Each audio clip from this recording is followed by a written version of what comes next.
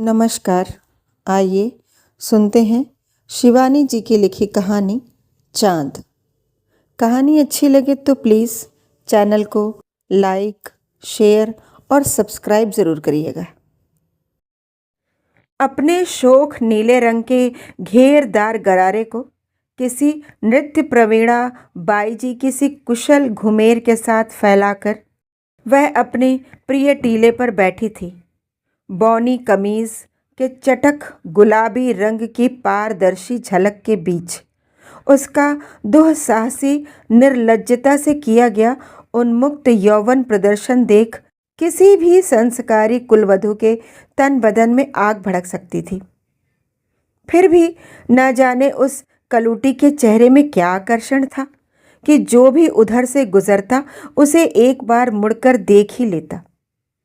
स्वयं मैं भी तो उस दिन अपना लोभ संवरण नहीं कर पाई थी।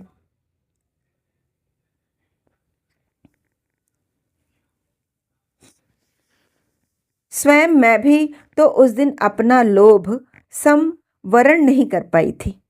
यही नहीं, फोन कर मैंने अपनी प्रतिवेशिनी मानवी शुक्ला को भी बुला लिया था। इसमें कोई संदेह नहीं कि देखने वाले को दोनों ही चेहरे समान रूप से बांधते हैं, अत्यंत सुंदर और हतकुत्सित। मैंने जब पहली बार उसे देखा तब उसकी सस्ती सज्जा देख मेरा सर्वांग घृणा से सिहर उठता था। काला रंग, वह भी ऐसा कि कोई अंधेरे में देख ले तो चौंक उठे। उस काले रंग पर बोतली हरे रंग का चकमक करता दुपट्टा, होठों पर सस्ते लिपस्टिक की गाढ़ी लालिमा और दोनों ओर चोटियों पर लगे अर्धचंद्राकार चमचमाते सोने के क्लिप। दुपट्टा अपूर्व कौशल से सुराहीदार ग्रीवा में मफलर की लपेट में लिपटा दिया गया था, जिससे उस काले राजमहल की पत्थर की सी बनी इमारत की दर्शनीय गुंबदी मीनारें अनदेखी न रह जाएं। उसके बाद जब भी मैंने देखा उसकी सज्जा उतनी ही सस्ती, उतनी ही शोक और उतनी ही मारात्मक रहती। उस दिन वह शायद एकदम ही कोरी साटन का गरारा पहनकर अपने गठीले पर बैठी थी। इसी से नए साटन की चमक हमारी आंखों को ऐसे चौंधियाने लगी जैसे कोई सूरज की ओर आईना लगा हमारी आंखों पर किरणें फेंक रहा हो। मानो भी मेरा कंधा पकड़ पर्दे के पीछे दुबकी उसे एकटक देख रही थी। देख रही हो ना, बेहया का दुपट्टा देखो जरा, मैंने कहा। क्यों, क्या बुराई है जी? मानो हंसकर बोली। कम से कम दुपट्टा तो ओढ़ लिया है। मैं तुम्हें भले घरों की ऐसी बीसियों कन्या कुमारिकाएं दिखा दूं जो दुपट्टा ओढ़ती ही नहीं। कुमारी कन्याएं क्यों, अपनी मिसेस कोहली को देख ही लो। कल ही तो देखा था, 4 खानी लुंगी पहने उत्तरीय विहीन मिसेस कोहली क्या अपने गोश्त वाले को भी मात कर रही थी या नहीं? मैं चुप रह गई। कहती भी क्या? स्वयं विधाता के कार्यकलाप में त्रुटि निकाल। उस तरह से सफाचट की गई भौहों पर पेंसिल की कमान सी रेखा, पलकों पर किया गया नवीनतम श्रृंगार प्रलेप, नाभि दर्शनों की दुहाई देती ऐसी निर्लज्जता से नीची बंधी साड़ी कि अच्छी अच्छी सुसंस्कृत आधुनिकाओं की आंखें भी कपाल पर चढ़ जाती। उस पर अत्यंत मिनी कुंचकी, जिसे वह अपने पति के साथ मारवाड़ के किसी सेमिनार में जाकर ठेठ राजस्थानी कारीगर के हाथ से सिलवा कर लाई थी। राजभवन के सहभोज में जिस दिन मैंने पहली बार मिसेस कोहली को देखा, सम्मुख धरे राजभवनी 56 व्यंजनों को चखना भूल मैं अपने सामने बैठी उस अद्भुत रूप से दुस्साहसी श्रृंगार प्रिया की अनुपम सज्जा को ही चखती रह गई थी। मेरी ही नहीं, मुग्ध पुरुषों की चकित दृष्टि भी उन्हीं पर निबद्ध थी। मिसेस कोहली एक बहुत बड़े अफसर की पत्नी ही नहीं, सुगायिका भी थी। एक सुप्रसिद्ध अवकाश प्राप्त बाईजी से वह नियमित रूप से गाना भी सीखती थी। शहर का कोई भी संगीत जलसा होता, हाथ में गजरा लपेटे पेशेवर कोठे वालियों के कटाक्षों को भी फीका करती मिसेस कोहली दाग, मीर और गालिब के कलाम से वातानुकूलित भव्य प्रदर्शन गृह को अपने मंजे कंठ स्वर से गुंजा देती। क्यों चुप हो? मानो मुझे जानबूझकर ही छेड़ने पर तुली थी। ईमान से बताना, हमारी कामिनी कोहली क्या तुम्हारी इस चांद से कुछ कम है? अंतर इतना ही है कि उसके पति एक उच्च पदस्थ अफसर हैं और चांद के पति अंगुलियों पर नहीं गिने जा सकते। मैंने हंसकर उसे बीच ही में टोक दिया। सचमुच ही क्या नहीं किया था इस अभागी ने। पहले कर्नल सोनी की गृहस्थी में विष घोला, मिसेस सोनी के यहाँ आया बनकर गई और तीसरे ही महीने उनकी सौत बनकर लौटी। अच्छी भली मिसेस सोनी को पागल बना दिया हरामजादी ने। फिर उस मद्रासी इंजीनियर के साथ नाक कटवाई।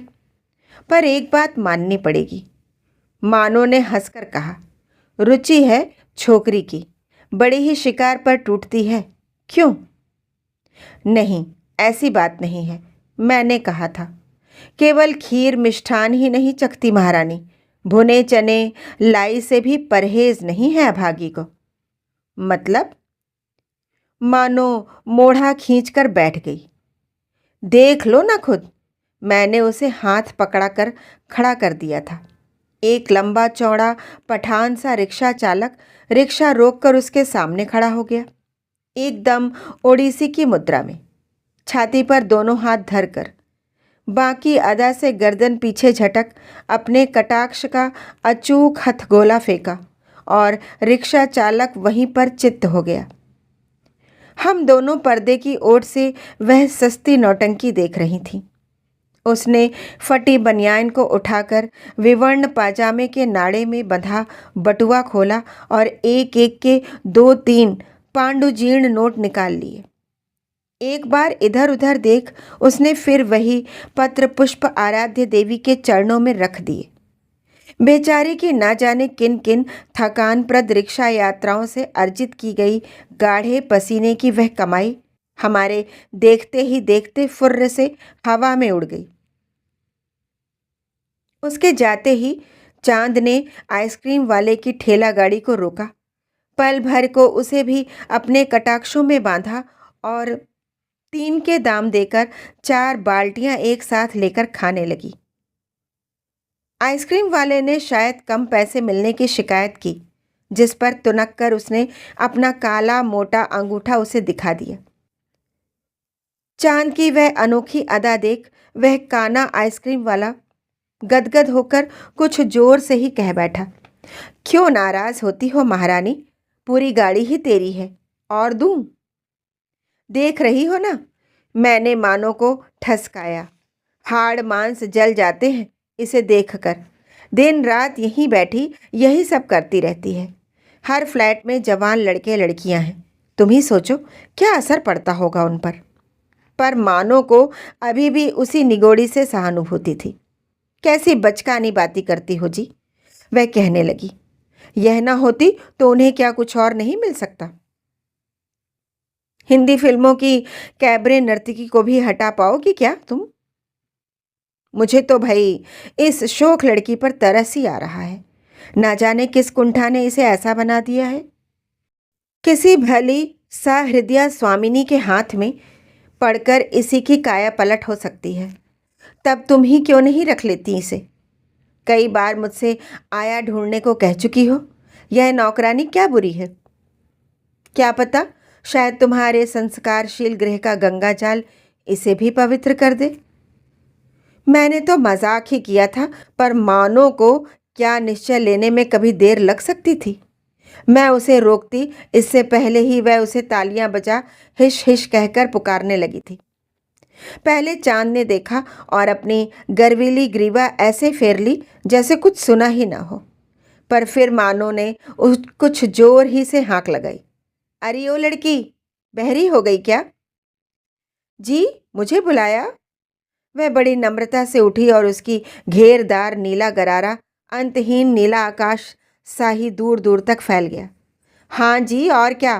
तुम सोच रही हो मैं तालियां बजाकर कव्वाली गा रही हूँ? आनंदी मानो के उपालंभ ने कलूटी को हंसा दिया।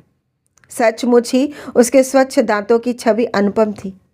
वह निकट आई और मैंने पहली बार उसे ठीक से देखा। सस्ते इत्र की तीव्र गंध से हम दोनों का सिर एक साथ चकरा गया। निसंकोच आकर हमारे सामने खड़ी हो गई। एक पल को उसकी सस्ती सज्जा के बीच झांक रहा उस निर्लज्ज स्वस्थ युवती का मुंहफट यौवन हम दोनों को एक साथ भाला सा मार गया। क्या ब्लाउज के भीतर रोड़े बांध लिए थे बेहया ने। एक सेकंड के लिए मुखरा मानो भी जैसे वाणी खो बैठी। फिर हंस हंसकर उसने ही पूछा, क्यों, नौकरी करोगी? जी। चांद ने अविश्वास से हम दोनों को बारी बारी से देखा। हमारे प्रस्ताव की गुप्ती में कोई घातक छुरी की फाल तो नहीं चमक रही थी। इसी बस्ती में तो अभी 2 फ्लैटों से उसका हृदयहीन निष्कासन हुआ था। फिर एक प्रसिद्ध क्लब में किसी बैरा के साथ शराब पी पी कर विवस्त्रा बनी इस मदालसा कराली को पीएसी के विराट गाड़ी 4 ही दिन पहले पकड़ कर ले गई तो पटापट करते 30 फ्लैटों की खिड़कियां खुल गई थी। एक साथ इतने साहब मेम साहब लोग को अपनी दुर्दशा की चटकारियां लेते देख वह निर्लज्ज धृष्टा जानबूझकर ही पास बैठे दरोगा पर गिर गिर पड़ी थी। स्वयं मानो ने मेरी ही खिड़की से उसकी यह जेल यात्रा देखी थी। शायद चांद ने भी उस दिन हम दोनों को देख लिया था। इसी से हमारा प्रस्ताव उसे चौंका गया। भुजांगनी ने हमारी ही आंखों के सामने तो इतनों को डसा, फिर भी हम क्यों स्वयं उस डसने वाले को प्रलोभन दे रही थी? अजी हाँ, नौकरी? ये मेम साहब कह रही हैं कि तुम्हारी नौकरी फिर छूट गई है। मानो मेरी ओर कनखियों से देखती बड़े अर्थपूर्ण ढंग से मुस्कुराई। चांद सिर झुकाए चुप रही, पर मानो उसे अपनी सरल सीमित गृहस्थी के नाना प्रलोभों का उत्कोच देकर लुभाने लगी। एकदम छोटा सा कुटुंब है हमारा, हम साहब और बेबी। काम भी ऐसा कोई खास नहीं। डेयरी वाला दरवाजे पर ही रुकता है, बाजार करने मैं खुद जाती हूँ। स्त्री वाले का ठेला हमारे ही नीम तले खड़ा होता है। कोयला मैं जलाती नहीं, गैस पर खाना बनता है। बस बेबी का खाना पहुंचाना होगा, वह भी स्कूल 2 कदम पर है। एक सांस में चांद के ऐसे मखमली भविष्य का खाका खींचकर मानो हाँफने लगी, पर चांद फिर भी चुप रही। रात न रहना पड़े तब उसकी निशाचरी वृत्ति की ऊपरी आमदनी को भला कौन रोक सकता था? जेब खर्च को ये 40 रुपए क्या बुरे थे? जी, मैं करूँगी, उसने अपनी सलज्ज विनम्र स्वीकृति दे दी और मानो तो जैसे उछल ही पड़ी। बस बस, कल ही से काम पर आ जाना, समझी? वही फ्लैट है हमारा, इन मेम साहब के बगल वाला। जी। वह बड़ी नम्रता के साथ हाथ जोड़कर चली गई। मैंने स्वप्न में भी नहीं सोचा था कि मजाक में उसके गले पर उल्टी धरी गई मेरी तेज छुरी वह स्वयं सीधी कर अपना गला चाक कर लेगी। चांद गई तो मैंने घबरा कर उसके दोनों हाथ पकड़ लिए। क्या कर रही हो तुम मूर्ख? जानबूझकर ही इस घिनौनी बदनाम औरत को तुम अपने घर में किस दुस्साहस से न्योत रही हो? क्यों? उसने हंसने की चेष्टा की, किंतु कांपते अधरों के कोर मुझसे छिपा नहीं पाई। जेके को तुम जानती हो, उसे संसार की किसी सपिरनी का विष नहीं व्याप सकता। इम्यून है वह। ठीक ही तो कह रही थी वह। यही तो उस विचित्र व्यक्ति का एकमात्र गुण था। चरित्र एवं मनोबल के उस अनोखे तेज से दीप्त उसके चेहरे का आकर्षण द्विगुणित हो गया था। न वह कभी आवश्यकता से अधिक बोलता, न व्यर्थ हंसता, न इधर उधर जाता। लतें थीं तो बस 2, एक सिगार, दूसरी ब्रिज। कोई भी ब्रिज की बैठक उसके बिना जम नहीं सकती थी। कहा जाता था कि ब्रिज का ऐसा बेजोड़ खिलाड़ी शहर में ढूंढे से भी नहीं मिल सकता था। कभी कभी मानो मेरे पास आकर अपना दुखड़ा रोने बैठ जाती। समझ में नहीं आता बहन, इन पढ़े लिखे जुआरी अफसरों को कोई क्यों नहीं पकड़ता। आए दिन तो अखबार में खबरें छपती हैं कि शहर में किसी गैम्बलिंग डेन पर किसी चतुर पुलिस अधिकारी ने छापा मारकर जुआरी पकड़ लिए। पर ये जो ऊंची कोठियों में ऊंचे अफसरों का ठीक पुलिस अधिकारियों की नाक के नीचे ऊंचा जुआ चलता है, इस पर कोई क्यों छापा नहीं मारता। मेरा बस चले तो इन सधे जुआरियों को सरे बाजार जूता लगवाऊं। मानो को स्वयं ताश के खेल से सख्त नफरत थी। पति के साथ वह चली अवश्य जाती, पर लाख प्रलोभन दिए जाने पर और ब्रिज की कुशल खिलाड़ी होने पर भी वह कभी उस अखाड़े में नहीं उतरी। घर की संपत्ति लुटाने के लिए घर का एक ही सदस्य क्या कम है, वह हंसकर कहती और किताब खोलकर बैठ जाती। कभी कभी बैठक आधी आधी रात तक चलती रहती। इसी से बेबी के पास बिठाने के लिए उसे एक आया की तलाश थी। भला हो तुम्हारा, वह हंसकर कहती उठ गई। आज बैठे बिठाए भगवान ने इसे भेज दिया। जब से पुरानी आया गई, मैं जेके के साथ जा नहीं पा रही थी। मेरा और मानो का परिचय अब करीब करीब साल भर का हो चला था और उस विलक्षण नारी का अद्भुत चरित्र इधर मुझे पग पग पर आश्चर्यचकित करता जा रहा था। इस छोटी सी अवधि के सहवास में ही वह मेरे अत्यंत निकट आ चुकी थी। उसकी शायद ही कोई बात मुझसे छिपी थी। उसका सदाबहार चेहरा, होठों पर निरंतर थिरकने वाली भुवन मोहिनी हंसी, पड़ोस भर का सिरदर्द बटोर कर हंसते हंसते स्वयं झेलने की अद्भुत शक्ति देखकर मैं कभी कभी दंग रह जाती। कैसी सुंदर जोड़ी है और कितने सुखी हैं दोनों। लोग कहते तो मुझे मन ही मन हंसी आ जाती। उन आँखों में छल छला रही वेदना की उस अगाध उदधि को क्या कोई आज तक देख सका था? क्या कोई कभी सोच सकता था कि दिन भर प्रतिवेशी परिवारों के साथ उठती बैठती खिलखिलाने वाली विवाह मुंडन के संगीत जलसों में किसी पेशेवर बाईजी किसी अदाकारी से स्त्री समुदाय को घायल कर देने वाली यह चंचल चकोरी रात को तकिए में सिर गड़ा फूट फूट कर रोती है? केवल मैं ही जानती थी कि होठों की उस स्वाभाविक हंसी के लिए उसे अपने कलेजी की किस टीस पर कैसी बोझिल शिला रखनी पड़ती है। यह जानकर भी मैं उसका इतना बड़ा अनिष्ट कैसे कर गई। लड़ भिड़कर मैंने क्यों उसे अपने सुझाव की व्यर्थता नहीं समझाती। पर कहते हैं कि पाप स्वीकार कर लेने पर फिर पाप नहीं रह जाता। आज इसी से एक एक बात अपनी हठीली स्मृति से उगलवाती चली जा रही हूँ। मानो का दाम्पत्य जीवन ऐसा ही था जैसे रेशमी चमकते पलंग पोश से ढका गूदड़, फटा बिस्तर। यदि कोई निकट जाकर दुस्साहस से पलंग पोश खींच लेता तो उसे बसाते चीकट चीथड़े देखकर निश्चय ही 2 कदम पीछे हटना पड़ता। मैंने यही दुस्साहस किया था, किंतु मैं 2 कदम पीछे न हटकर बड़ी धृष्टता से आगे ही बढ़ती चली गई थी और एक एक चीथड़े का सही मूल्यांकन मैंने अब पूर्ण रूप से कर लिया था। मानवी शुक्ला और जेके के स्वभाव में ही नहीं, दोनों के पितृकुल के रहन सहन अदब कायदों में भी कहीं कोई साम्य नहीं था। एक का स्वभाव उत्तर था तो दूसरे का दक्षिण। वैसे तो प्रत्येक सुखी दाम्पत्य जीवन के लिए कलह का अस्तित्व भी एक प्रकार से अनिवार्य है। जीवन भर आकंठ प्रेम में डूबे दंपत्ति कभी वैवाहिक जीवन के सच्चे सुख को नहीं जान सकते। एक न एक दिन उनके इस प्रेम प्रदर्शन में बनावटी अभिनय का पुट स्वयं ही आ जाता है।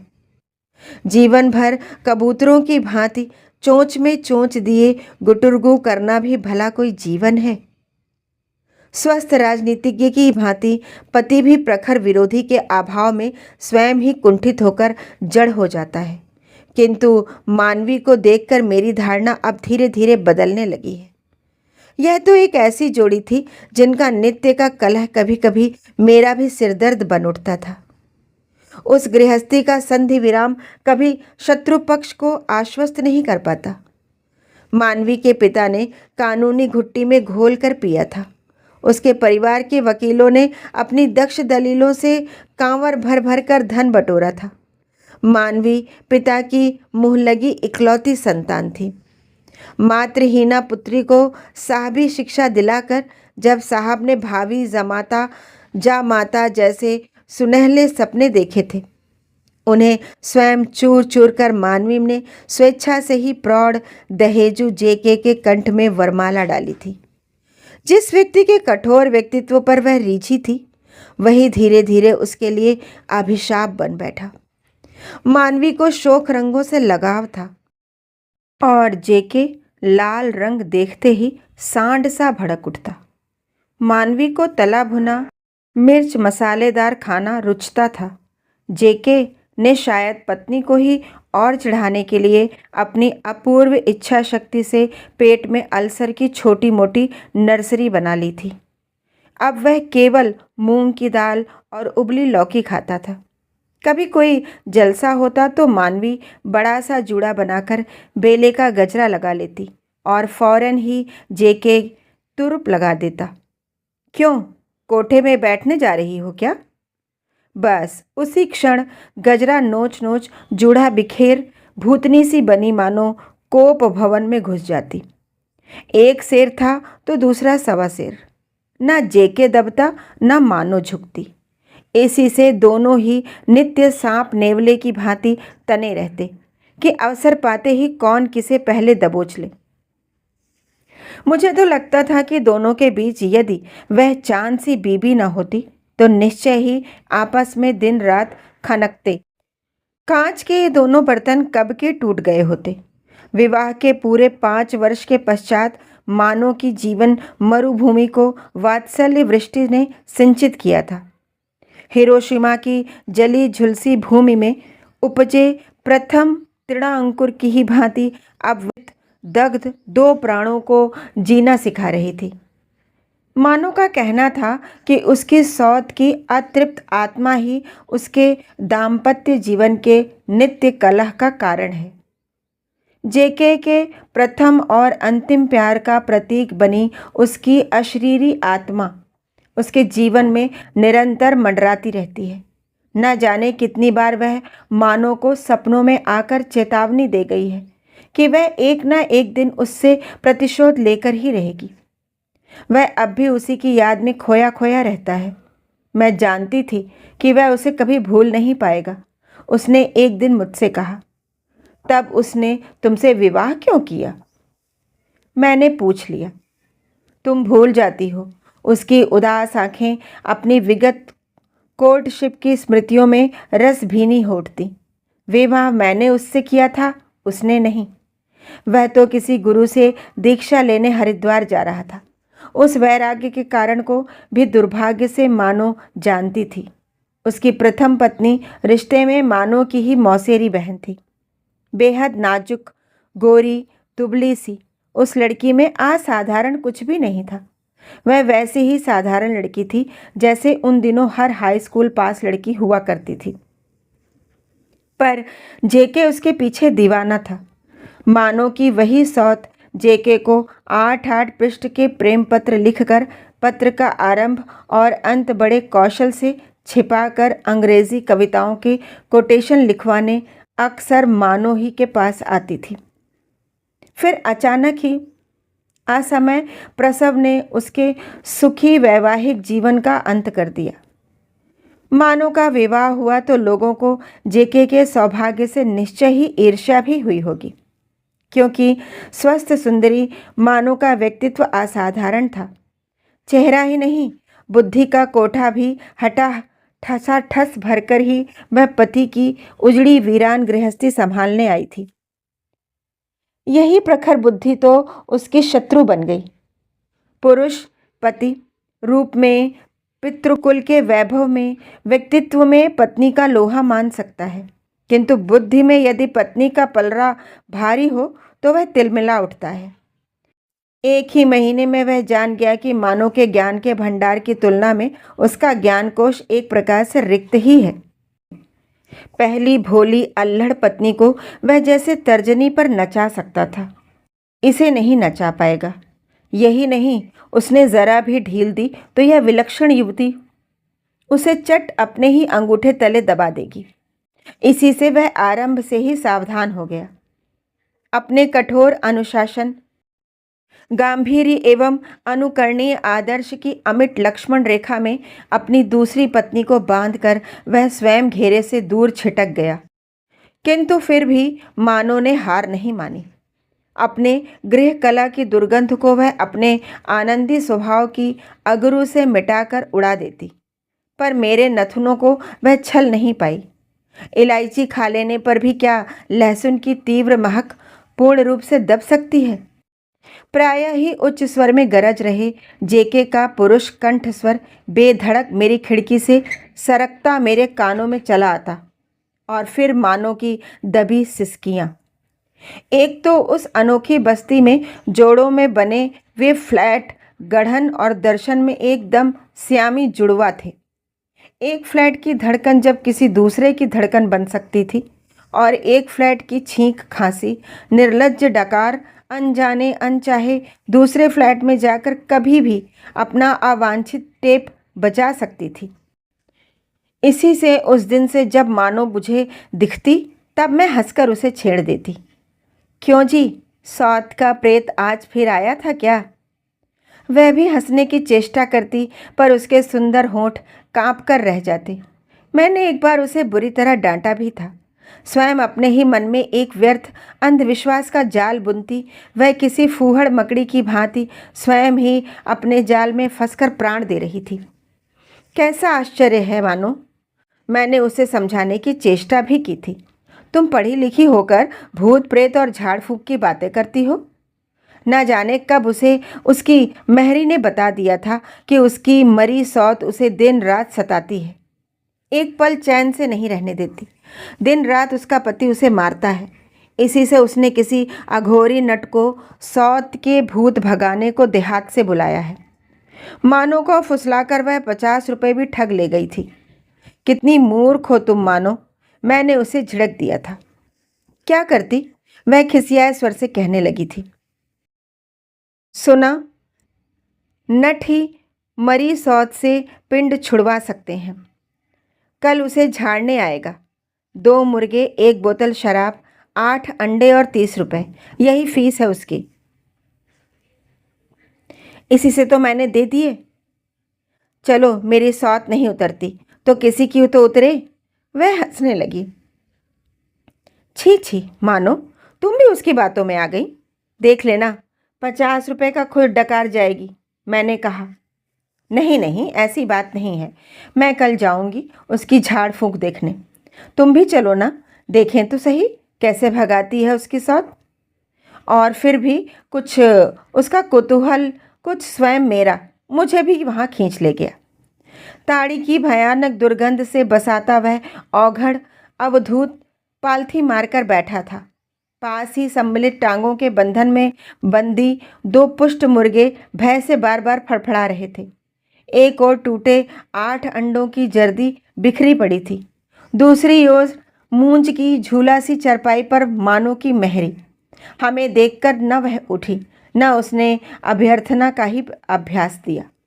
नट की नंगी काली देह, मिट्टी के तेल की हवा में घुप घुप कर जलती बत्ती और रह रहकर कमरे में तीव्र होती जा रही ताड़ी की दुर्गंध एक रहस्यमय वातावरण किसी सृष्टि कर रही थी।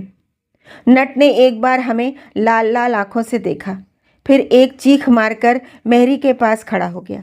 मेहरी का चेहरा उसे देखकर ही तमतमा उठा। आंखें कपाल पर चढ़ती चढ़ती सहसा स्थिर हो गईं और वह एकाएक तनकर नट की ओर मुड़ गई। क्यों, जाएगी या नहीं, बोल, नट ने चीख कर पूछा। नहीं, मेहरी का दृढ़ स्वर जैसे 7 समंदर पार से तैरता चला रहा था। नट ने क्रोध से कांप कांप कर फिर पूछा। सोच ले। सोच लिया। यह तो मेहरी नहीं, जैसे किसी पेशेवर मदारी का जंबूरा बोल रहा था। सहसा नट ने उछलकर उसे बड़ी ही बेरहमी से पीटना शुरू कर दिया। मैं सहम कर उठ गई, पर मानो ने मेरा आंचल खींचकर मुझे बिठा ही नहीं दिया, आंखें तरेर कर मूक फटकार भी दे दी। वह स्वयं फिर अचल अडिग मुद्रा में एकटक नट की हृदयहीन झाड़ फूक देखने लगी। उसके चेहरे पर ऐसी तृप्ति झलक रही थी जैसे मेहरी के माध्यम से पिट रही सौत मेहरी की नहीं, स्वयं उसकी हो। क्यों, और परेशान करेगी इसे? बोल, जाएगी कि नहीं? लपक कर उसने अब मेहरी का झोंटा पकड़कर ऐसे खींचा जैसे वेड़ी का जड़ से ही उन्मूलन कर छोड़ेगा।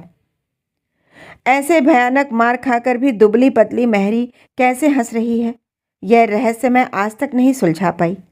उफ, कैसी लात, कैसे सशब्द थप्पड़ और किसी कदवार बॉक्सर के से घातक घूंसे उस गरीब पर पड़ रहे थे। पर वह तो जैसे रुई भरा निर्जीव गांव तकिया बन गई थी। विकृत स्वर में हंस हंस कर वह कहने लगी, और का महारानी बनी हमारे भरतार के साथ राजपाट कर रही है। तनी पूछो इनसे, कनागत लगे हैं? कभी एक धोती टिकुली दान करी है हमरे नाम पर? मैंने मानो का कंधा पकड़कर हिलाया।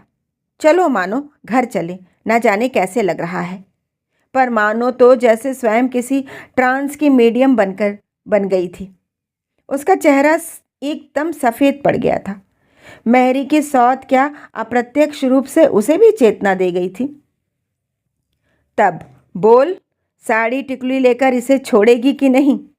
नट ने एक घूंसा मारकर उसे नीचे गिरा दिया और वह घूंसा जैसे उसे न लगकर मुझे लगा। तिल मिलाकर मैं उठ गई। छी छी, अब और यह गंवारपन नहीं देख पा रही थी मैं। पर वहाँ मेरे उठने या जाने की चिंता ही किसे थी? बोल जल्दी, साड़ी टिकुली लेकर जाएगी या नहीं? नट ने इस बार चोटी पकड़कर उसे एक गोल चक्कर सा खिला दिया। हाँ हाँ हाँ कर सौत ने उसे छोड़ने का स्पष्ट आश्वासन दिया। इस पर नट चीख उठा, ठीक है, अब मिर्च की धुनी लेकर ही मानेगी तू। फिर वह हमारी ओर मुड़कर बोला, मेम साहब, आप लोग बाहर चली जाएं, इसे हम मिर्ची की धूप देंगे। मैं एकदम उठ गई और मानो बड़ी अनिच्छा से उठकर बाहर आई थी। उसे झाड़ फूंक ने सचमुच ही बुरी तरह झकझोर दिया था। वह भयत्रस्त स्वर में फुसफुसाई, मैंने भी तो कभी उसके नाम का कुछ दान नहीं किया। शायद इसी से मेरे पीछे पड़ी है। आज ही जाकर सब सामान लाऊंगी और इसे झाड़ने बुलाऊंगी। नहीं, मैंने कहा, मैं तुम्हें यह सब कभी नहीं करने दूंगी। तमाशा खड़ा करोगी क्या? जेके ही कम है क्या जो इस नट के लात घुसे खाओगी? उसने सकपकाकर मुझे देखा। तब क्या मुझे पता था कि वह हृदयहीन व्यक्ति कभी कभी उस पर हाथ भी छोड़ बैठता है? हाँ, मुझे पता था। दोष मेरा नहीं।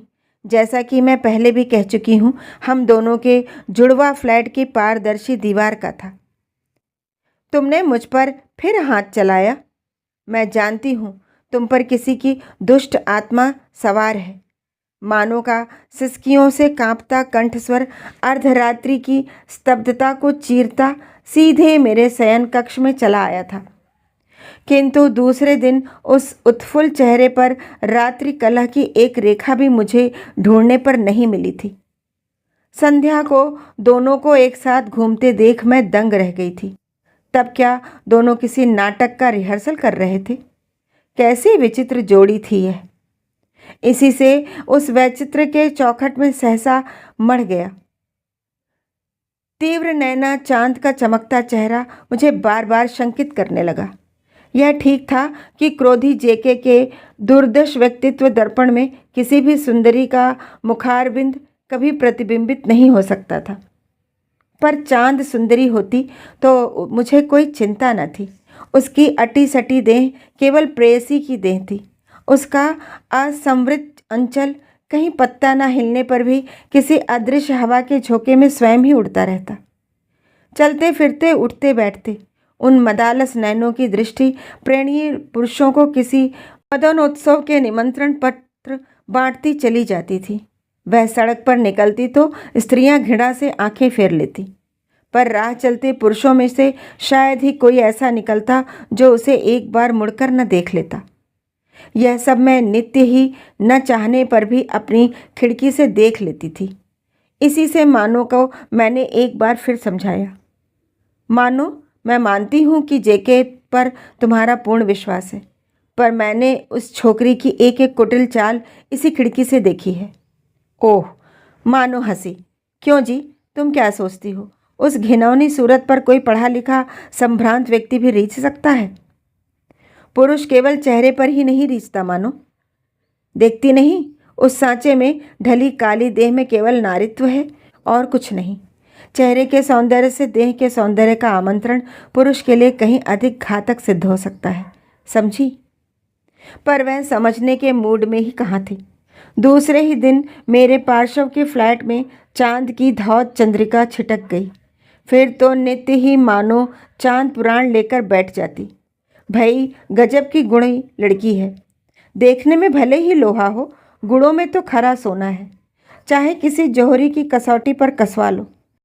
क्या बताऊं तुम्हें, मुझे तो बिस्तर से ही नहीं उठने देती। आते ही धोबी बंद करा दिया।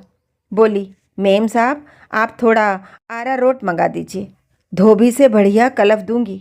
और स्त्री कहती है उसकी ननिहाल धोबियों के मोहल्ले में थी, इसी से बचपन में ही स्त्री करना सीख गई थी। क्या स्त्री करती है छोकरी? एकदम धोबियों का मुंह मारती है। और खाना, बस भाई, अब खाने का स्वाद तो कहकर नहीं बताया जा सकता। कल तुम मेरे साथ खाना खाओ और तब बतलाना कि मेरा चांद असली है या नकली। मैंने उसका निमंत्रण स्वीकार कर लिया और जब दूसरे दिन खाना खाने पहुंची तब उसके फ्लैट का काया पलट देखकर दंग रह गई। फर्श ऐसा चमक रहा था कि मुंह देख लो। बचपन में मैंने राजा महाराजाओं के दरबार हॉल के फर्श को अंग्रेज रेजिडेंट और उनकी मेम साहब लोगों की आगवानी में बियर की खाली बोतलें घिस घिस कर ऐसे ही चमकाए जाते देखा था। वैसे ही कुछ किया था क्या इसने? पहले जब भी मानो के यहाँ गई थी, बेतरतीबी से फैली अव्यवस्था ही देखने को मिली थी। कहीं फटी पत्रिका, कहीं पुत्री के बिखराए कॉमिक का स्तूप, कहीं उल्टी पड़ी चप्पल और कहीं आलसी लापरवाह गृह स्वामिनी की ही भांति पसरी पालतू बिल्ली। पर आज तो उसी गृह सज्जा को देखते ही गृह स्वामिनी के हाथ चूमने को मैं ललक उठी। किसके हाथ का चमत्कार है आज यह मानो? तुम्हारा या? मैं कह भी नहीं पाई थी कि चांद का। उसने हंसकर मुझे बीच में ही टोक दिया। फिर मुझे हाथ पकड़कर एक नीची मूंछ की रंगीन खटोली पर बिठाकर बोली, यह खटोली भी चांद आज अपने घर से उठा लाई। कहने लगी, वहाँ पड़ी पड़ी सड़ रही है, आपके टेबल लैंप से मेल खाएगी। क्यों, किसी इंटीरियर डेकोरेशन का कोर्स किया है इसने? मैंने आश्चर्य से एक बार फिर पूरे कमरे को अपनी चकित दृष्टि से टटोला। भगवान जाने, वह फिर हंस हंस कर कहने लगी, पर क्या बताऊं तुम्हें, लाखों में एक है लड़की। ऐसी बढ़िया तेल ठोकती है कि आंखें मूंदने लगती हैं। लगता है सिर पर हाथ नहीं, दो बड़ी तितलियां उड़ी जा रही हैं। मेरी कमबख्त, मैंने उसके कंधे पकड़कर झकझोर दिया। जेके की गंजी जांत पर इन तितलियों को मत उड़ने देना, समझी? मानो ठठाकर हंस पड़ी। जेके दौरे पर गया था, इसी से उसकी हंसी में एकांत अरण्य में बह रहे निर्झर किसी मिठास थी। इसी बीच चांद अनानास के जूस के दो लंबे हिमशीतल गिलास लेकर आ गई। यह जूस भी चांद ने आज ताजे अनानास का बनाया है। इसका कहना है बाजार की शरबत की नकली तुलसी गला खराब कर देती है। इसने किसी टॉम्स सहाय की मेम से सिरप, जूस, सॉस, पिकल सब कुछ बनाना सीखा है। क्यों, है ना चांद? चांद अपनी सजीली ग्रीवा को झटकती, लज्जा का अपूर्व अभिनय करती भीतर चली गई। ओफ, तुम और तुम्हारी चांद। अब शायद तुम कहोगी कि यह अनानास भी तुम्हारी चांद ने तुम्हारे किसी गमले में उगाया था। मेरी बात सुनकर मानो जोर से हंस पड़ी। फिर मेरा हाथ पकड़कर बोली, अच्छा सच सच कहना, तुम्हें चांद में कुछ फ़र्क लगा या नहीं? मैं क्या कह सकती थी भला? जब से वह हमें जूस थमा कर गई, मैं यही तो सोच रही थी, यह क्या वही चांद थी? न ही नित्य का नियमित विलसित चोलिका, न ग्रीवा पर उठकर सिमट गई उत्तरी की यवनिका, न आंखों में वह बिजली, न चाल में वह लटका। दहकते अंगारों पर जैसे किसी ने पानी डाल दिया था। गर्दन का यह झटका भी तो मेरा नित्य का परिचित वह झटका नहीं था, जिसे देखकर आकाश के नक्षत्र खिसक खिसक पड़ते थे। नई तात की ऊंची बंधी साड़ी में वह बंगाल के किसी प्रगतिशील नाट्य मंच पर अवतरित सरल संथाल किशोरी का अभिनय कर रही अभिनेत्री ही अधिक लग रही थी। ढीला जूड़ा, जूड़े पर लगे घुंघरूदार गिलट के कांटे और गले में चांदी की जंजीर। न काले अंधेरों पर गूढ़ कटिल हास्य की रेखा थी, न चंचल चितवन में सरसंधान का सामान्य सा भी आयोजन।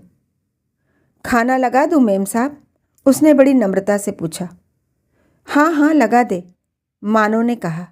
जरा दिखा दे अपने हाथ का चमत्कार। सचमुच ही उन काले कलूटे हाथों के चमत्कार ने फिर मुझे चमत्कृत कर दिया। लगता था किसी खाद्य प्रतियोगिता में सजे विभिन्न प्रदेशों के रुचिकर व्यंजनों का परिवेशन चतुर पारखियों की प्रतीक्षा कर रहा था। कहीं दक्षिणी इडली डोसा था और कहीं गुजरात के ढोकला और कश्मीरी कोफ्ते। यह सब क्या चांद ने बनाया है? मैंने आश्चर्य से पूछा। हाँ जी, चांद ने बनाया है।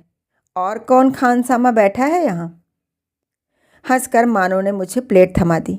तभी तो हर घड़ी हर पल तुम्हें धन्यवाद देती रहती हूँ। न तुम मुझे चांद से चतुर पाचिका रखने का सुझाव देती, न हमें यह सब चखने को मिलता। अब देखो ना, अनुभव तो इसका विस्तृत है। ब्रिगेडियर कॉल के यहाँ 4 महीने रही, वहीं से ये कोफ्ते सीख आई। न लहसुन न प्याज, बस हींग और दही। जीभ पर धरो तो बताशा, कौन कहेगा बकरे का गोश्त है। लगता है पंचतत्व प्राप्त कर कोई स्वादिष्ट मुर्गा ही अपना प्रसाद थमा गया है। सचमुच ही गजब का रस था छोकरी के हाथ में। आमिष ही नहीं, निरामिष व्यंजनों में भी उसने अमृत घोल कर रख दिया था। ऐसी इडली तो मद्रास में भी नहीं खाई चांद, मैंने हंसकर कहा।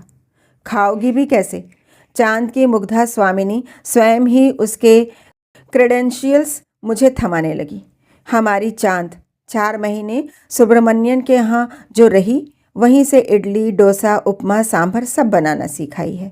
फिर 3 महीने मिस्टर नागर के यहाँ रही, इसी से तो हमें आज ये अपूर्व ढोकला मिला है खाने को। पर मैं पूछना चाह रही थी कि आखिर ऐसी गुड़ी पाचिका को कुछ ही महीनों की अवधि में कार्य मुक्त क्यों कर दिया जाता था। पर हंसती चांद इसी बीच मिट्टी के 2 सकोरों में ठंडी केवड़ी पगी फिरनी ले आई। यह बनाना किससे सीखा चांद? मैंने हंसकर पूछा। जी, अपनी अम्मी से। वह आंचल में मुंह ढांपकर फिक से हंस पड़ी। ओह, मैं तो भूल ही गई थी कि यह यवन दुविधा है। फिरनी तो वह अपनी अम्मी से सीख सकती थी। खाने के बाद वह किसी मुगल दरबार की शाही बांदी की ही शिष्ट शालीनता के साथ एक चांदी की तश्तरी में वर्क में लिपटी 4 गिलौरियाँ ले आई। सुवासित पीक गुलगुलाती मैं घर लौटी तो सचमुच ही मानो के सौभाग्य पर ईर्ष्या होने लगी। यहाँ रोज वही एक सूखी और एक रसेदार सब्जी की नीरस डुबकी में दिन गुजर रहे थे। उधर एक ही दीवार के पीछे मानो कैसे कैसे अलभ्य व्यंजनों का आनंद ले रही थी। काश मैंने ही रख लिया होता छोकरी को। धोबी का खर्चा बंद, स्कूल का खाना पहुंचाने में सचिवालय के ठसकेदार चपरासी के नखरे सहना बंद, झाड़ू पोछा लगाने के रेट इधर अचानक ही महरियों ने बढ़ा दिए थे। इसी से वह सब भी खुद ही करना पड़ता था और उसे निपटाने में कभी श्वासन और कभी मयूरासन की मुद्रा में पूरी देह टिटनेस के रोगी की ही भांति ऐंठ कर रह जाती थी। चांद को रख लिया होता तो वह पीर, बावर्ची, बिश्ती, खर सब बन सकती थी। एक यही भय तो रहता कि यह दुस्साहसी सिंह का पुरुष मात्र के छायाग्रस्त को ग्रस्त कर उदस्त कर लेती है। पर ऐसी गुणी सेविका का यह अक्षम्य अवगुण भी शायद उसके असंख्य गुणों के सम्मुख नगण्य ही लगता। दूसरे दिन पति के दफ्तर जाने के बाद नित्य के नियमानुसार मानो मुझसे मिलने आई। क्यों, कैसी लगी हमारी नई मेड इन वेटिंग? उसने हंसकर पूछा।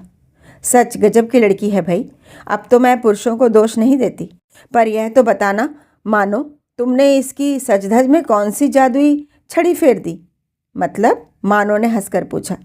अरे भाई, मतलब यह कि मैं एक पल को स्वयं ही घबरा गई, पर वह अचानक स्वयं ही समझकर जोर से हंस पड़ी।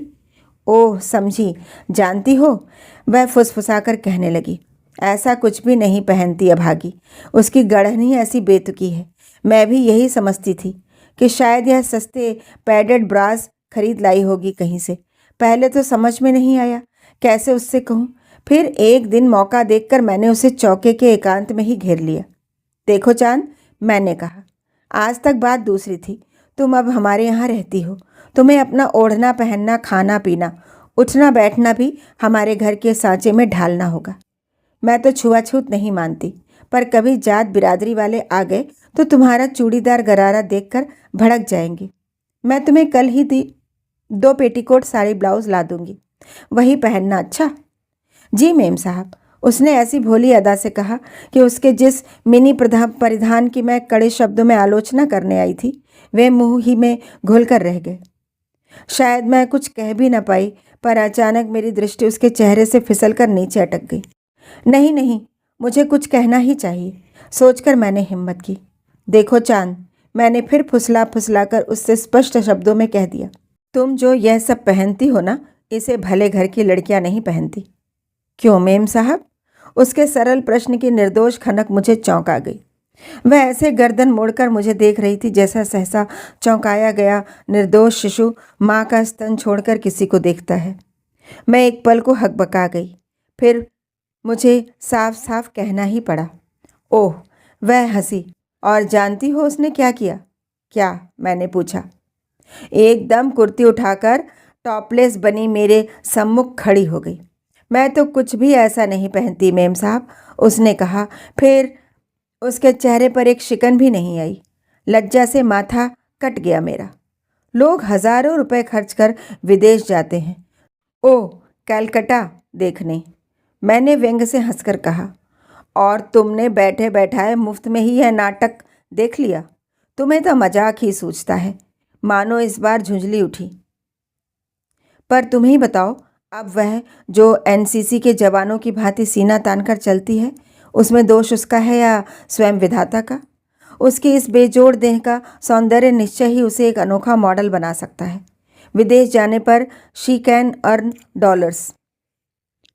तब उसे यही मॉडल क्यों नहीं बना देती? मैंने हंसकर कहा।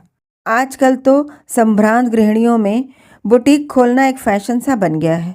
हमारा देश क्या अब इस बात में विदेश से कुछ कम है? काली मॉडल को यहाँ भी मान्यता मिलने लगी है मानो। आए दिन तो हमारी फैशन पत्रिकाओं में जनाने कपड़ों में कवायद कर रहे जनखे से छोकरे और चुस्त मर्दानी तमनिया कमीज़ों के काली कलूटी हाथ पैर फैलाए भूतनी सी मॉडल तो छपती ही रहती हैं। पर एक ही बात है। क्या? मानो ने कान खड़े कर लिए।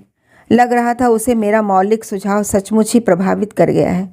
यही कि चांद किसी पत्रिका में छपी और उसका संपादक कहीं यदि दुर्भाग्य से पुरुष हुआ तो बस फिर उसका राम ही रखवाला रहेगा। मैं हंसने लगी। ओह, तुम तो बेचारी के पीछे हाथ धोकर ही पड़ गई हो। ऐसी नहीं है चांद, मुझे बेबी की देखा देखी अब खुद भी मम्मी कहने लगी है। अब तुम ही बताओ, उस रिश्ते से जेके भी उसका पापा बना या नहीं? मैं एक लंबी सांस खींचकर चुप रह गई। कैसे समझाती उसे कि अपने सगे पापा को छोड़ संसार का कोई भी पुरुष उसका पापा कभी नहीं बन सकता। इसके बाद ही अचानक ठीक तीसरे दिन घबराई मानो ने मेरा द्वार खटखटाया। क्या बात है मानो? मेरे पूछते ही वह रोने लगी। मेरा कलेजा डूब गया। हो न हो वही मनहूस चांद अब अपनी उस उदार सरला गृह स्वामिनी को ही ले डूबी होगी। पर मेरे अनुमान का ढेला इस बार गलत निशाने पर लगा। डैडी की तबीयत बहुत खराब है, वह आंखें पोंछकर कहने लगी। थ्रम्बोसिस के दौरे में अचेत पड़े हैं, वह भी एकदम अकेले। मैं आज ही जा रही हूँ। बेबी को मेरे पास छोड़ जाओ, जेके का खाना भी यहीं से चला जाएगा, मैंने कहा। नहीं नहीं, चांद तो यहीं है, वह सब संभाल लेगी। पहले मैंने भी सोचा था कि बेबी को यहीं छोड़ जाऊंगी, पर तुम तो जानती हो डैडी की जान ही इसमें बसी है। कहीं होश आते ही इसी के लिए छटपटा उठे, तब फिर कौन इसे यहाँ से ले जाएगा। और जेके, मैंने पूछा। उसका जाना तो असंभव है, देख तो रही हो नई मिनिस्ट्री के भी प्राण आजकल कंठागत हैं। ऐसे में वह जा ही कैसे सकता है। पर मुझे वैसे भी उसके खाने पीने की चिंता नहीं। कल से नवरात्र है, फल दूध छोड़कर वह कुछ लेता नहीं। गैस है ही, दूध उबाल लेगा, झाड़ू पोछा कपड़े धोना हाट बाजार सब चांद करती रहेगी। मैं जैसे आकाश से गिरी, कहती क्या है अभागी। तब क्या यह सचमुच ही सिंघनी की माद में अपने हाथों अपने निरीह पति को ढकेल रही थी। मैं चलूं, दिल्ली भी प्लेन से जा रही हूँ, वहाँ से दोबारा प्लेन लूँगी। वह उतावली में सीढ़ियाँ फांदती चली गई। उसके पिता अफ्रीका प्रवासी लक्षाधिपति गुजराती उद्योगपतियों के प्रमुख वकील थे। दूसरे दिन 5 बजे चांद मुझे चाबी देने आई। डेयरी से दूध लाकर उबाल कर रख दिया है मेम साहब, फल भी धोकर मेज पर लगा दिए हैं। साहब जी बड़ी देर में दफ्तर से लौटते हैं, इसी से मम्मी कह रही थी घर बंद कर चाबी आपको दे जाया करूँगी। मुझे चाबी देकर वह गई तो मन हल्का सा हो गया। चलो पाप कटा, आप चाहे कहीं जाकर अपना मुंह काला करे। हमारी बस्ती के किसी विश्वामित्र की मेनका तो नहीं बन पाएगी। जब जेके चाबी लेने आए तब मैंने कहा, आपका उपवास है, खुद चाय बनाकर पियेंगे, पानी उबाल तैयार है, आप बैठे, मैं एक कप चाय बना लाती हूँ। नहीं नहीं, घबराकर महासंकोची जेके ने चाबी ले ली। चाय तो मैं वैसे ही नहीं पीता, फल खाकर दूध पी लूँगा। दूसरे दिन चांद फिर चाबी देने आई तो मैंने कहा, अरे तेरे साहब रोज फल खाते हैं, आलू वालू क्यों नहीं उबाल देती। आजकल साहब जी के रोजे हैं, मेरे हाथ की बनी सब्जी भी नहीं खाते, उसने कहा। और रोजे सुनकर मुझे हंसी आ गई। चलो, मैंने मन ही मन कहा, इस संसार में कम से कम एक पुरुष को तो इसके स्पर्श से परहेज है। पर उसी क्षण मुझे वर्षों पूर्व पहाड़ी दुरंत पगडंडी में यमन प्रणयी के संग छिपी उस भोली हिंदू रूपा जीवा का अल्हड़ अनुरोध स्मरण हो आया। मैं डांडी में जा रही थी। तमसावृत्ता शीतार्थ रात्रि में न जाने किस देवदारू के नीचे ठिठुरती अपने विजातीय प्रेमी से वह कह रही थी, और जो करो मुसली दाजियों, मेरा मुंह मत नोचना, आज मेरी एकादशी है। कहीं ऐसे ही प्रणय भीने अनुरोध ने संयमी जेके को भी बांध लिया। तब चौथे ही दिन मैंने देखा चांद अपनी साड़ी की अस्वाभाविक केंचुली उतार एक बार फिर अपने घुमेरदार गरारे में उतर आई है। होठों पर वही कुटिल स्मित और सस्ती लालिमा, और छोर सुवासित करती ऑटो दिल बहार की वैसी ही मादक सुगंध मेरी खिड़की के नीचे लगी पत्थर की बेंच पर आ बैठी और निशंक बीड़ी फूंक रही थी। मैं चुपचाप पीछे खिसक गई। 1 घंटा भी नहीं गुजरा था कि किसी ने घंटी बजाई। द्वार खोला तो हाथ में चाबी लिए चांद खड़ी थी। उसका श्रृंगार आज विशेष रूप से मार्मात्मक लग रहा था। दोनों चोटियों पर सर्च लाइट से चमकते 2 सूरजमुखी के फूलों की पिताभ छाया उस कराल वदना के चेहरे को और भी काला बना रही थी, जैसे आबनूसी चौड़ी तश्तरी को किसी ने वैक्स पाल से चमका दिया हो। सस्ती सुगंध से मेरा मत्था चकरा गया। लग रहा था बंगलोरी अगरबत्ती का पूरा बंडल ही सुलगाकर किसी ने मेरी नाक के नीचे रख दिया है। आज इतनी जल्दी डेयरी से दूध कैसे मिल गया? मैंने कुछ रुखाई से ही पूछा। जी, कल ही दूध की 2 बोतलें लेकर फ्रिज में रख दी थी। हमारे मौसिया आए हैं, पिक्चर देखने ले जाएंगे, साहब जी से कह दिया था। मैं चाबी लेकर द्वार बंद करने जा ही रही थी कि मेरी दृष्टि उसके प्रतीक्षारत बांके मौसिया पर पड़ गई। जिस मुग्ध दृष्टि से उसका वह रिक्शा चालक मौसिया सीढ़ियाँ उतरती उस स्वप्न सुंदरी को देख रहा था, उसमें और जो कुछ भी हो, बुजुर्ग मौसिया का स्नेह कदापि नहीं झलक रहा था। फिर तो एक एक कर उसके नित्य नवीन मौसिया फूफा और जीजा उसे बारी बारी से पिक्चर ले जाने लगे। उधर मानो कि कोई खबर ही नहीं थी। एक एक कर 3 महीने बीत गए और वह नहीं लौटी। एक दिन उसकी लंबी चिट्ठी आई तो मैं खिल उठी। वह अभी नहीं लौट पाएगी, ऐसा ही उसने लिखा था। पिता की अवस्था अब चिंताजनक नहीं थी, किंतु उस झटके ने उन्हें अपंग बनाकर छोड़ दिया था। इसी से रुग्ण असहाय पिता को विदेश में छोड़ वह आ भी कैसे सकती थी। स्वदेश आने को पिता तैयार नहीं थे। उनकी देखभाल की समुचित व्यवस्था करके ही मैं आ पाऊंगी। फिर ऐसी चिंता भी नहीं है, उसने लिखा था। उनके खाने पीने की व्यवस्था का तो प्रश्न ही नहीं उठता। तुमने ऐसी हीरे का टुकड़ा नौकरानी दी है, तुम्हारा एहसान जीवन भर नहीं भूलूंगी। वह ना होती तो कभी ऐसे पैर फैलाकर मायके में पसर पाती। वह तो मेरी गृहस्थी मुझसे भी अच्छी चला रही होगी, क्यों, है ना? ठीक ही लिखा था उस मूर्खा ने। चांद सचमुच ही उसकी गृहस्थी को उससे भी सुचारू रूप से संचालित कर रही थी। जेके के पिचके प्रौढ़ कपोलों पर मांस की परतें चढ़ गई थीं। दफ्तर जाने लगते तो उनकी फाइल लेकर चांद किसी अनुभवी एंग्लो इंडियन सेक्रेटरी की भांति कार में लगा जाती। कभी भागकर मेज पर छूट गया कलम साहब को थमाती, कभी चश्मा। पहले मानो कई बार मेरे पास आकर बिसूरती थी कि जेके दिन डूबे दफ्तर से लौटता है, फिर क्या इष्ट मित्रों के बीच उठने बैठने का समय रह जाता है। मैं उसे लाख समझाती, मानो सचिव अनुसचिव की पत्नियों को तो सदा ही प्रोषित पतिका का जीवन जीना पड़ता है, पर उसकी वही फटीचर गंवारू दलील मुझे झुंझला देती। तुम नहीं जानती, सौत का प्रेम उसे 4 ही बजे दफ्तर से घर खींच लाता था।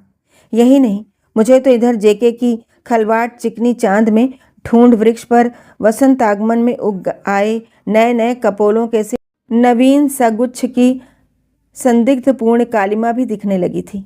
कहीं यह मायाविनी चांद की चंपी का चमत्कार तो नहीं था, पर नवरात्र के उस स्निग्ध पावन ब्रह्म मुहूर्त में उस शांत कंठस्वर की अनेक आवृत्तियां मुझे फिर आश्वस्त कर उठती। मेरी उस पारदर्शी दीवार को भेदता जेके का मधुर कंठस्वर मेरे कमरे में भी जैसे हवन की पावन धूम्र रेखा बिखेर देता। जिस गृह में उस पवित्र अष्टोत्तर का नित्य जप होता हो, वहां भला कौन सी डाकनी जीवित रह सकती थी। मेरी तो आज भी यह दृढ़ धारणा है कि जेके का शतमुखी विनिपात निश्चय ही उस गृह की चार दीवारी से बाहर ही हुआ होगा। उसी दिन मेहरी ने आकर मेरे संदेह को पुष्ट कर दिया। बहू जी, मुझे एकांत कोने में खींचकर वह फुसफुसाई, आप बहू जी को लिख दें, जल्दी चली आएं। क्यों? मैंने सब कुछ समझकर भी अनजान बनकर पूछा। अब का कही बहू जी?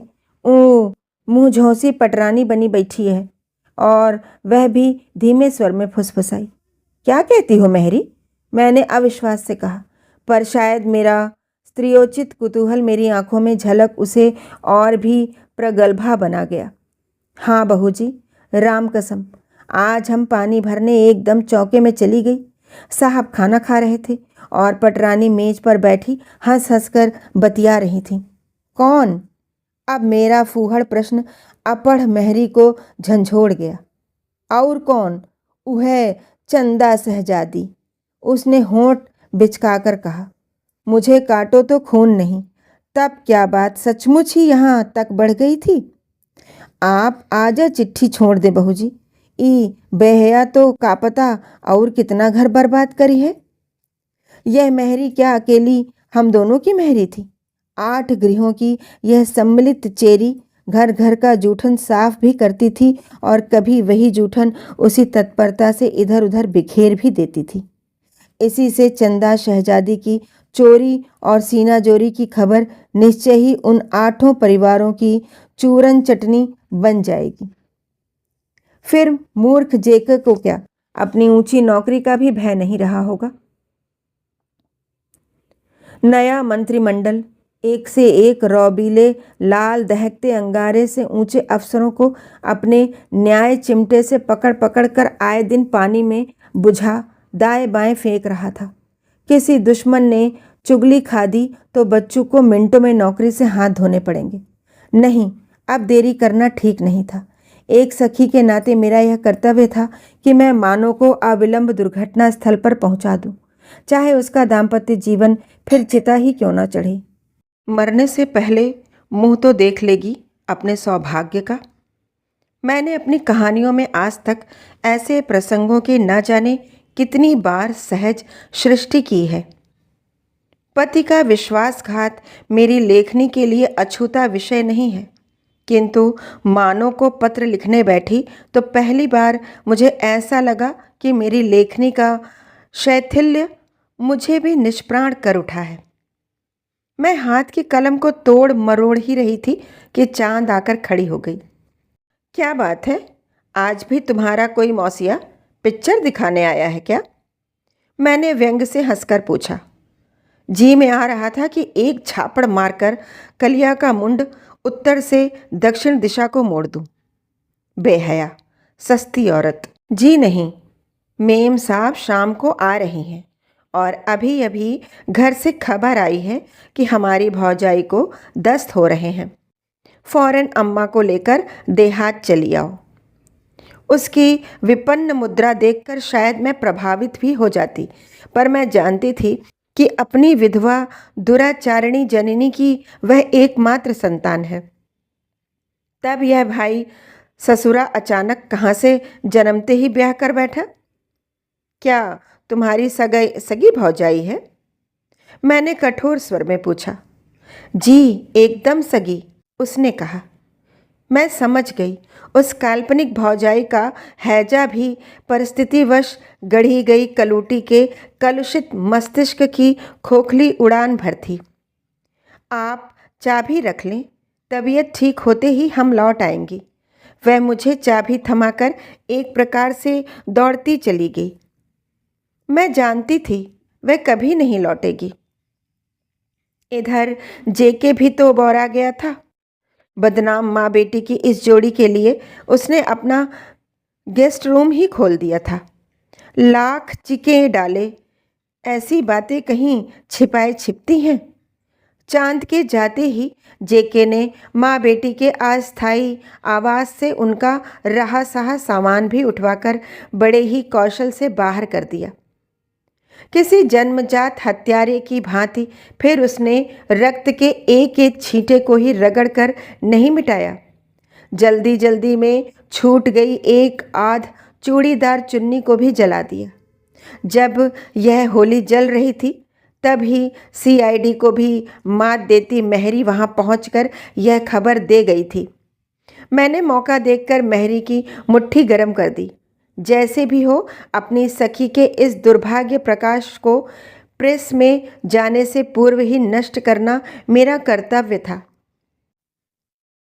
तुम यह सब किसी से मत कहना मेहरी, मैंने कहा, किंतु स्त्री होकर मैं क्या किसी दूसरी स्त्री के लिए किए गए इस अनुरोध की व्यर्थता नहीं समझती थी।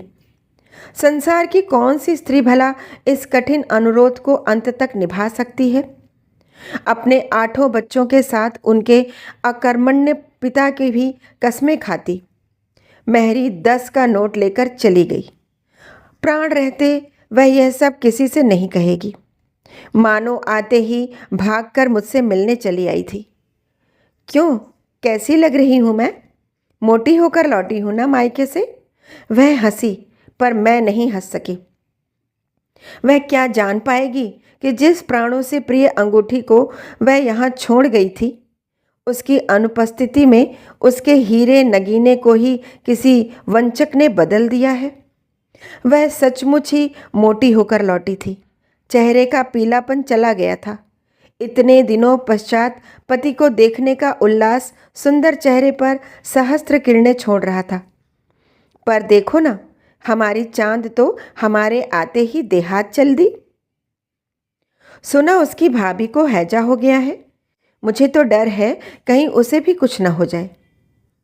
भगवान करे उसे देहात पहुंचते ही महामारी लील जाए, मैंने मन में ही कहा।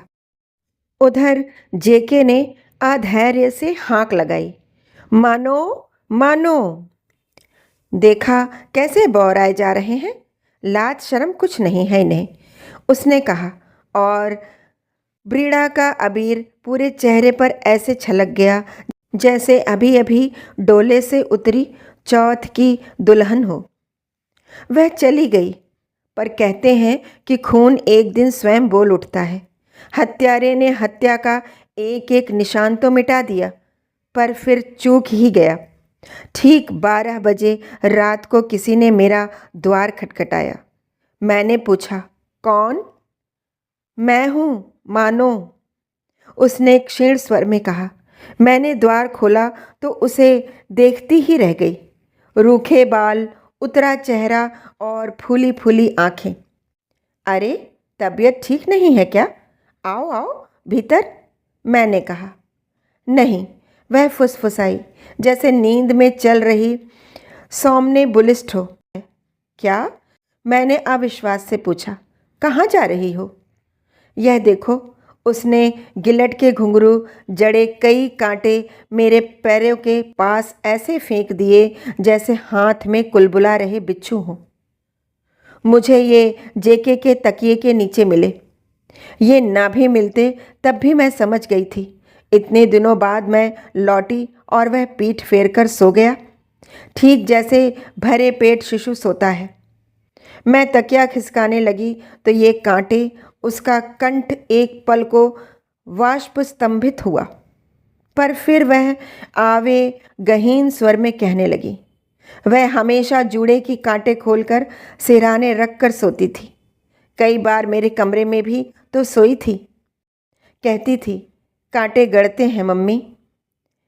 जब तक खोलकर तकिए तले न धर लूं, नींद नहीं आती। आंसू की 2 बड़ी बड़ी बूंदें उसके कपोलों पर ढुलक गई। हो सकता है जेके को ब्लैकमेल करने को जानबूझकर ही छोड़ गई हो। उस हरामजादी को मैं खूब जानती हूँ। मैंने अपनी दुर्बल दलील को कंठस्वर कठोर बनाकर पुष्ट करने की चेष्टा की। आजकल तो यही सब हो रहा है। अर्थी में चढ़ने को तैयार बूढ़े मंत्रियों तक की निर्मम चरित्र हत्या की जा रही है। मैं फिर अपने नवीन तर्क से स्वयं ही उल्लासित होती हुई बड़े उत्साह से उसे समझाने लगी। नहीं, कड़क कर मानो ने कहा, किसी ने उसके चरित्र की निर्मम हत्या नहीं की। उसका चरित्र अपनी कुदरती मौत से मरा है। तुमने उससे कुछ पूछा नहीं? मैंने कहा। किससे? जेके से?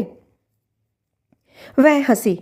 उस अंधेरी रात में सतर खड़ी उस उज्जवल वर्ण युवती का चेहरा कितना करुण, कितना सुंदर लग रहा था।